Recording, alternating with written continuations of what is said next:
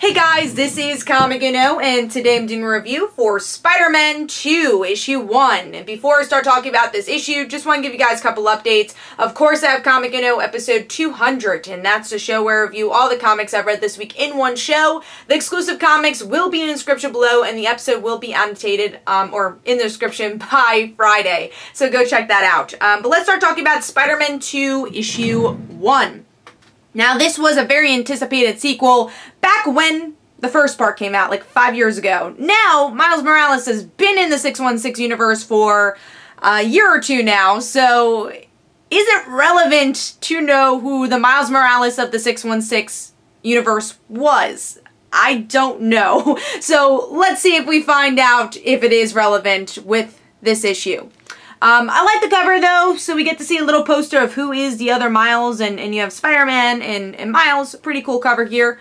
And the interior artwork is solid. I like that Sara Pichelli returns for the artwork. She did the original Spider-Man miniseries. She debuted Miles Morales. It's nice to see her artwork. But one complaint I have and still have since the Spider-Man new series came out is Miles' inconsistent facial features. Sometimes I feel like his lips look inconsistent at times, so that's one complaint I have about the artwork. But other than that, I feel like the artwork is pretty good, and again, it's nice to have the return of Sara Pichelli on this book. And the coloring's great. Really like the coloring, especially when we get to see some of the other dimension stuff, having that purple light again. Definitely like that artwork and coloring there.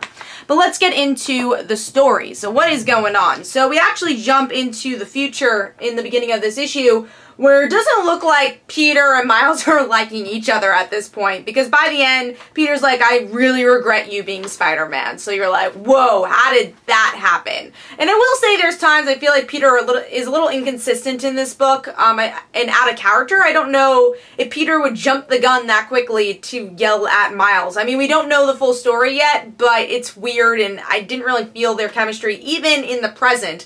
It doesn't seem like they have great chemistry like they did in that first story.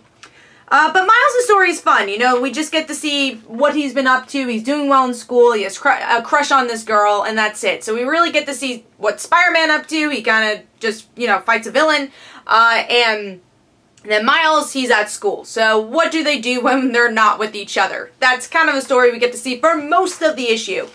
And then by the end, we get to see Peter and Miles team up when they see this blast that was recognized from the original Spider-Man series, and they're like, oh, what's going on? And Peter has this long-winded answer of saying, well, remember when you were in your dimension, I was in my dimension, blah, blah, blah, blah, blah. I was like, wow, it shows how confusing this actually is. Miles being in the 616, what does that mean about the previous Spider-Man series? It's very confusing, and I actually wish that dialogue wasn't there to show how confusing this is and just go along with it.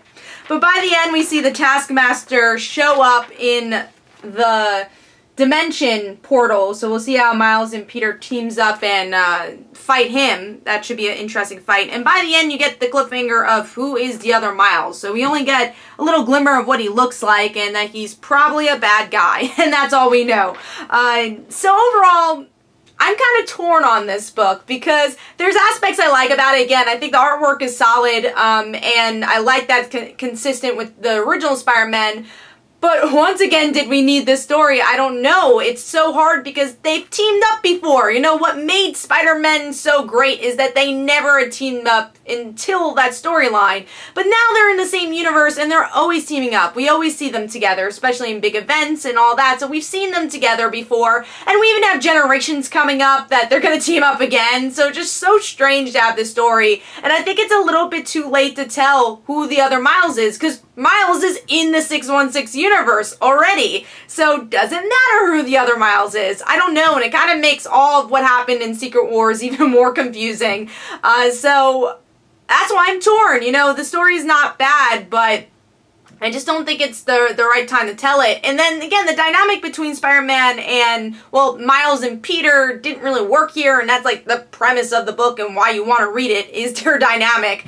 So I'm going to give this issue 3 stars. I'm torn in the middle with it. I wanted to give it 3.5 actually, but as much as I talk about it, I think I have more negatives about this issue than positives, but I hope that it continues to be stronger in the future as we learn more about the other Miles Morales and that mystery.